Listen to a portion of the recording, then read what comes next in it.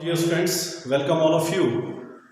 आज हम उसी यूनिट को कंटिन्यू करेंगे और जो आज हमारा टॉपिक है दैट इज असेंट फॉर्मूला। ठीक है, असेंट फॉर्मूला करने से पहले मैं छोटी सी टर्म आपको बताऊं कि जो चीज़ें हो रही हैं, ये जो असेंट फॉर्मूला हम करेंगे ये क्या होता है कि एक बिल्कुल पतली सी फाइन बोर की ट्यूब ली आपने, उसको लिक्विड कंटेनर में डाल दिया तो लिक्विड राइज कर जाता है। ठीक है, किसी भी फाइन बोर की ट्यूब, ठीक है, उसको हम कैपिलरी ट्यूब बोलते हैं और उसमें क्या होता है कि लिक्विड राइज कर जाता है। ठीक है, एक्सटर्नल प्रेशर क्या था ज़्यादा और ऊपर को उसका कम था तो लिक्विड ऊपर को राइज कर गया। ठीक है, उसको हम कैपिलरिटी बोलते हैं। ठीक है, या आप आपने देखा होगा घरों में आप दीपक जलाते हैं, ठीक है, उसमें कॉटन से क्या होता है, ऑयल नीचे होता है तो ऑयल क्या होता है ऊपर आता रहता है। ठीक है, या कोई और स्पंज की चीज़ें होती है, आपको पानी में रखते हो तो पानी अपने आप ऊपर आ जाता है, उसको क्या बोलते हैं, उसका कैपिलरिटी। ठीक है, आज हम यही करेंगे कि जो लिक्विड राइज करता है वो लिक्विड सरफेस से कितना ऊपर को राइज करता है उस हाइट को बोलते हैं उसका असेंट फॉर्मूला। जो फॉर्मूला, जो रिलेशन हमको ये बताया है कि कितना लिक्विड राइज कर गया उस कैपिलरी ट्यूब में, उसको बोलते हैं हम असेंट फॉर्मूला। क्लियर है? तो उसके लिए हमने क्या किया, एक कैपिलरी ट्यूब ली, उसको किसी लिक्विड में डाल दी हमने। ठीक है, और फिर जब वो लिक्विड राइज करता है, ठीक है, लिक्विड राइज करता है तो आपने देखा होगा उसके ऊपर इसका कर्व सा बन जाता है। ठीक है, जब चेक करोगे तो क्या आएगा, कर्व सा बन जाता है इस तरह से। ठीक है, तो लिक्विड ऐसे करके तो यहाँ से इस तरह से बना, तो इस बड़े पोर्शन में भी जैसे ये बना, ठीक है, कर्व सा बन गया और यहाँ क्या करेंगे, लिक्विड राइज करेंगे।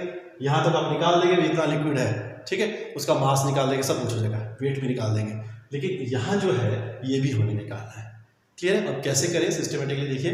सबसे पहले यहाँ पे एंगल ऑफ कांटेक्ट, ठीक है, इसके और इस मिनिस्कस जो ये बोला जो बना इस तरह का उसको क्या होता है, मिनिस्कस जो इसका बना उसके और इस सरफेस के बीच में जो एंगल है उसको क्या बोलते हैं, एंगल ऑफ थीटा।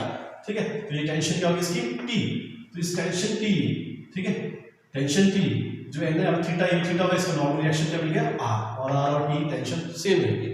ठीक है, फिर इसको हमने कंपोनेंट में रिजॉल्व कर दिया। फिर आप लिखना now resolve these in components, these are t cos theta vertically upward and t sin theta depending on the surface।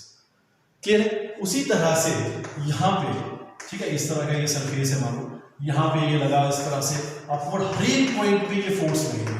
कौन सी? हर एक पॉइंट में होगी t cos of theta.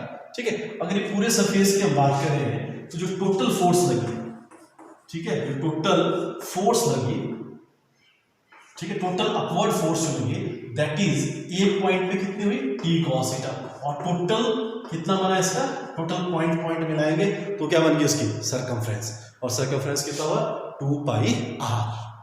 Clear है? आसान है। r क्या हुआ, रेडियस ऑफ दिस ट्यूब। हो गया यहाँ तक आसान है, अपवर्ड फोर्स है। अब हम बात करें कि लिक्विड कितना राइज किया, इक्विलिब्रियम पे अपवर्ड फोर्स और वेट ऑफ द लिक्विड क्या रहेगा, सेम। अब निकालेंगे हम, ठीक है, weight of liquid rise in a capillary tube, it is equal to, ठीक है, अब आप यहां तक तो क्लियर है, ये क्या हो गई, सिलिंड्रिकल शेप हो गई, पाई आर स्क्वायर एच। क्या हो गया ये, पाई आर स्क्वायर एच। ठीक है, अब देखो मैं थोड़ा सा और क्लियर कर देता हूं इसको। जो वेट ऑफ लिक्विड होगा that is equal to volume rho into G. ठीक है, हमने क्या करना, हमने वॉल्यूम निकालना, कितना वॉल्यूम है इसका, ठीक है, वो कितना बन गया हमारे पास, पाई आर स्क्वायर एच माइनस इस पूरे को सिलेंडर, पूरे इसका ये निकालना। हम क्या करेंगे, इस पूरे को लेगा, पूरा क्या बन गया cylinder, pi r square into r बन गया सिलेंडर, इसका वॉल्यूम हो गया। ठीक है, प्लस इसका वॉल्यूम माइनस ये जो बना, ठीक है, सेमीस्फेयर का वॉल्यूम क्या कर दो माइनस, तो फिर क्या बच गया, ये वाला पोर्शन। हमने इस पूरे का वॉल्यूम निकाला, उसमें से सेमीस्फेयर का वॉल्यूम क्या कर दिया, माइनस कर दिया, तो हमारे पास कौन सा वॉल्यूम बच गया, ये जो पोर्शन जो गैप था। ठीक है, तो निकल गया टोटल वॉल्यूम जितना लिक्विड राइज किया था। सो माइनस कितना होता है, 2/3 पाई आर क्यूब। हो गया क्लियर यहाँ तक? ठीक है, इंटू रो इंटू जी हो गया। अब क्या करो, आप पाई आर स्क्वायर को कॉमन ले सकते हैं। जब आपने कॉमन ले लिया तो कितना आ गया, H plus R minus 2/3 R rho G. अब आप इसको और सॉल्व करोगे तो क्या आ गया, pi r square h plus, अब इसका एलसीएम ले लीजिए, कितना बन गया 3, so 3r minus 2r, it is r/3 rho g। हो गया यहाँ तक? क्लियर है? तो ये हुआ हमारा, ये क्या हुआ हमारा, ये था जो टोटल लिक्विड दी थी या weight of the liquid at equilibrium. कितना हो जाएगा?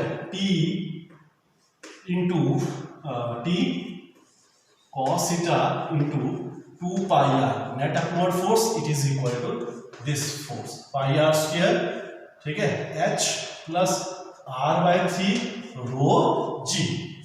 ठीक है, अब यहाँ पे आप कुछ कर सकते हो, सॉल्व तो कर दीजिए, ठीक है। अदरवाइज हम क्या निकालेंगे, हम हाइट निकाल सकते हैं यहाँ से डायरेक्ट, आप रेडियस भी निकाल सकते हैं, ठीक है। अब टेंशन भी निकाल सकते हैं, ठीक है। अगर टेंशन निकाले आपने, so it is equal to pi r h plus r/3 rho G upon 2, pi से पाई, पाई से पाई, पाई से पाई कैंसिल, आर से r cancel, so 2 cos of theta. तो ये क्या हो गई? टेंशन निकल गई, टेंशन, ठीक है। अब अगर हमें निकालना क्या है? हाइट, ठीक है। उसके लिए आप डायरेक्ट भी कर सकते हो, हमने क्या करना, हाइट निकालनी। अब हम क्या मान के चलते हैं कि ये जो हाइट होती है, कैपिलरिटी भी काफ़ी ज़्यादा होती है, और ये जो इसमें होल होता है, जो छेद है बहुत ही पतला है, ठीक है। तो उसका रेडियस भी छोटा हो गया, तो उसका क्या लिया हमने? 1/3 लिया, तो 1/3 क्या और भी छोटा होगा। तो as compare to the height of this capillary tube we can neglect this third part of its radius, ठीक है। सो इट बिकम्स कितना बन गया है? T cos theta, 2T cos theta, r से r कैंसिल, एक r से एक r कैंसिल हो गया, पाई से पाई कैंसिल हो गया, so it is r h rho g। h कितना हो गया? h is equal to 2T cos theta upon r rho g, ठीक है। तो ये है असेंट फॉर्मूला। क्या बन गया ये? This is ascent formula. Clear है? एक बार फिर से सुन लीजिए क्या हुआ, किस तरह से हुआ। हमने क्या करना है, असेंट फॉर्मूला, कैपिलरिटी बताया मैंने। कैपिलरिटी क्या होता है? जो राइज ऑफ लिक्विड, ठीक है, in a very fine bore tube is called capillary tube, और process is called capillarity. Clear है? जैसे मैंने बोला, आप घरों में दीपक जलाते हैं, ठीक है, लिक्विड राइज को सोक करता है, कुछ चीज़ें पेन में होता है, ठीक है, ये क्या होता है? कैपिलरिटी को फॉलो करते हैं, ठीक है। अब हमने क्या करना कि लिक्विड के सरफेस से कितना लिक्विड राइज करता है सरफेस से, ठीक है, लिक्विड उस कैपिलरी ट्यूब में कितना गया ऊपर तक, उस फॉर्मूले को, उस रिलेशन को बोलते हैं उसका असेंट फॉर्मूला। क्लियर है? तो इस असेंट फॉर्मूले को करने के लिए हमने क्या किया, वर्डिंग देख लीजिए, आप वर्डिंग में गड़बड़ करते हैं। आपने क्या करना, let us consider a tube of very fine bore, its radius is r and it is dipped in a liquid of density rho. Clear है? When we dip in this liquid, then the liquid gets rise up to a certain height h, as shown in figure. Here लिख रहा है. Now theta be the angle of contact most of it is angle of contact made by the surface tension with this wall of the container. This is a tube. Clear है? Now the normal reaction is r. So this can be resolved into its two component. These components are T cos theta vertically upward and T sin theta perpendicularly to it. Clear है? Now total the T cos theta is a upward force at any particular point. Now the total upward force. Now total upward force on its whole surface, it is equal to T cos theta into T cos theta into circumference. Circumference कितना हो? 2 pi r हो गया। Clear? अब इसके बाद हमें करना कि कितना weight of the liquid rise, ये निकालना, और अपवर्ड फोर्स दोनों क्या होना चाहिए? सेम।